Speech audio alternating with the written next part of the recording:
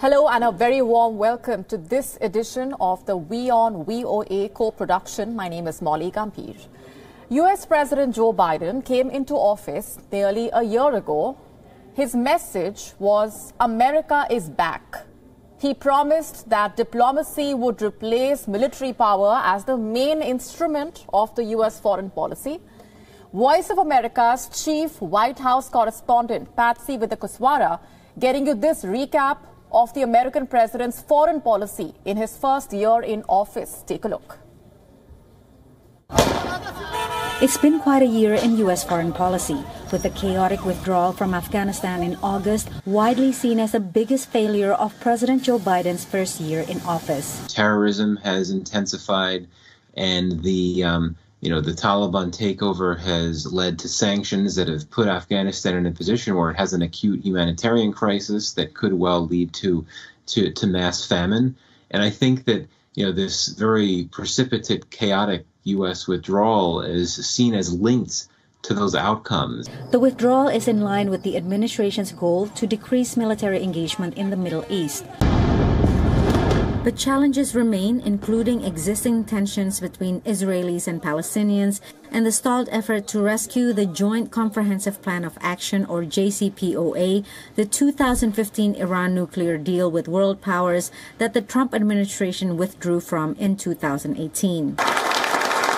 Still, following years of America First under former President Donald Trump, Biden's message is that America is back. We'll stand up for our allies and our friends and oppose attempts by stronger countries to dominate weaker ones, whether through changes to territory by force, economic coercion, technical exploitation, or disinformation. But we're not seeking, say it again, we are not seeking a new Cold War or a world divided into rigid blocs. But Biden has drawn fault lines, what he calls the struggle between democracies and autocracies. He rallied more than 100 countries at a virtual summit for democracy in December, excluding Chinese President Xi Jinping and Russian President Vladimir Putin, whom he met virtually on separate occasions, reinforcing a key theme in his foreign policy doctrine. Global cooperation around complex issues like the environment and pandemics that require cooperation with China, that require cooperation with Russia. But on the other hand, also trying to keep on this theme of the United States will cooperate with democracies. The United States is a democratic nation, and the United States does see an authoritarian challenge as a significant challenge. China, now a major adversary in military might and geopolitical influence, is Biden's foreign policy priority. But Russia, another rival, is not staying on the sidelines, mobilizing tens of thousands of troops along the Ukrainian border. Russia is not a solved problem. It's still a major actor that has interests that are divergent with the United States and our European allies. And so it really can't be put in a box.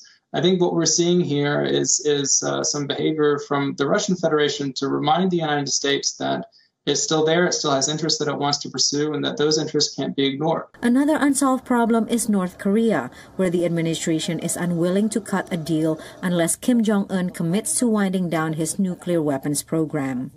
Patsy Widakuswara, VOA News at the White House.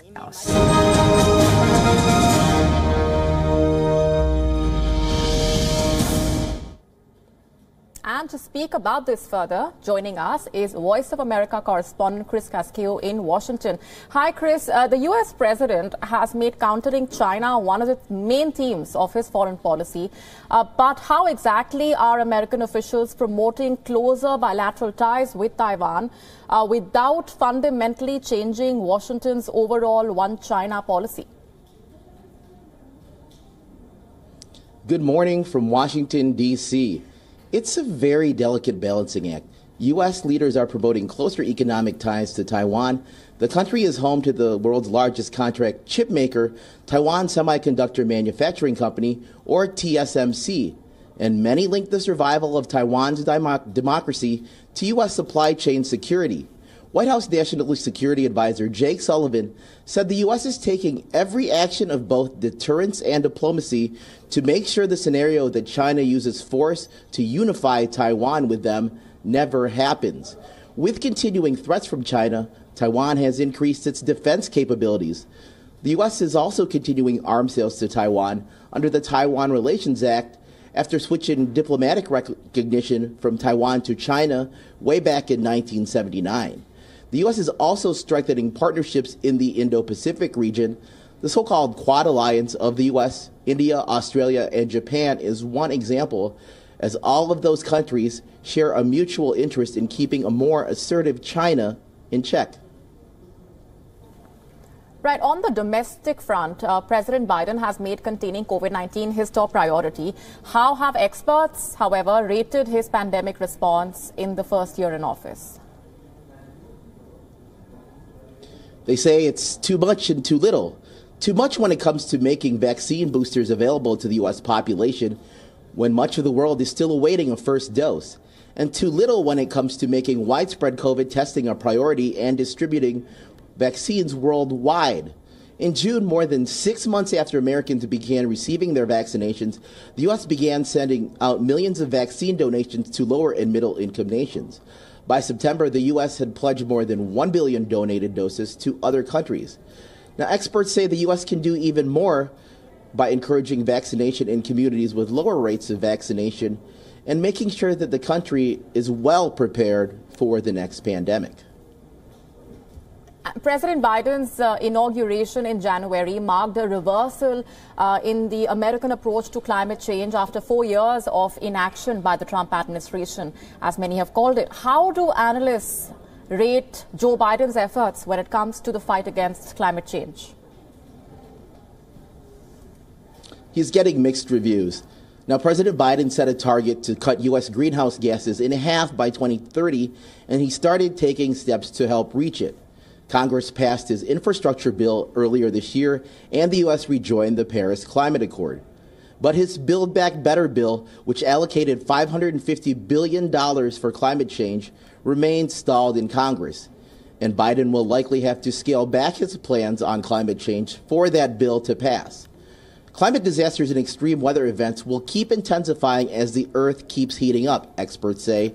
But it's up to the rest of us to decide how bad we want to let things get. Stay with me, Chris. Let's also get on to our next focus in this edition. The elevation of Parag Agarwal to lead Twitter is the latest in a series of Indian Americans to helm major international tech companies and multinational corporations. What makes this culture so likely to lead, and how is it equipping future Indian Americans to do so? VOA's chief White House correspondent Jessica Stone has sent us this report. Take a look.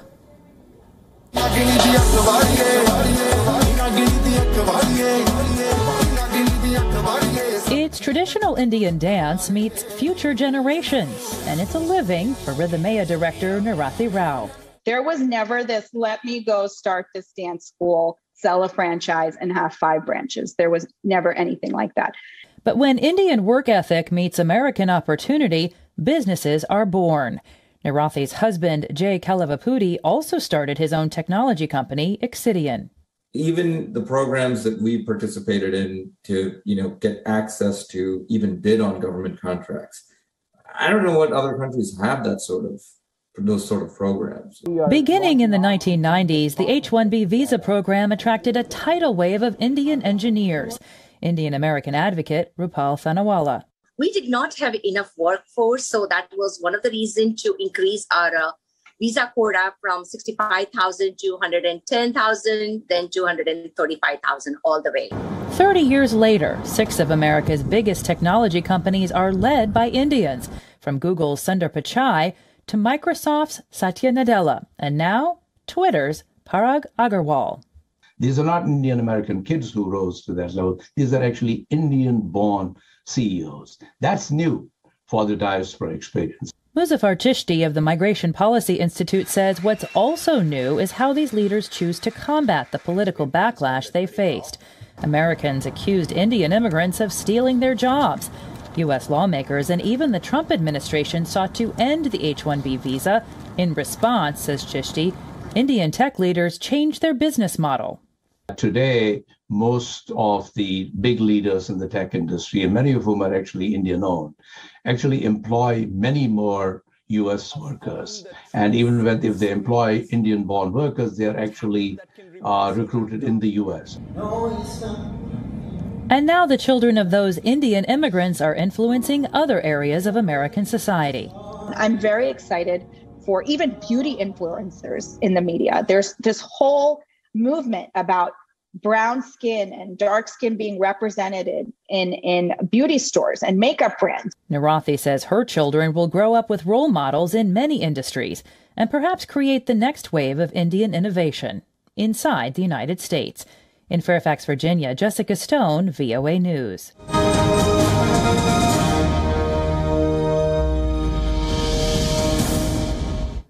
Let's go straight back across to Voice of America correspondent Chris Casqueo in Washington.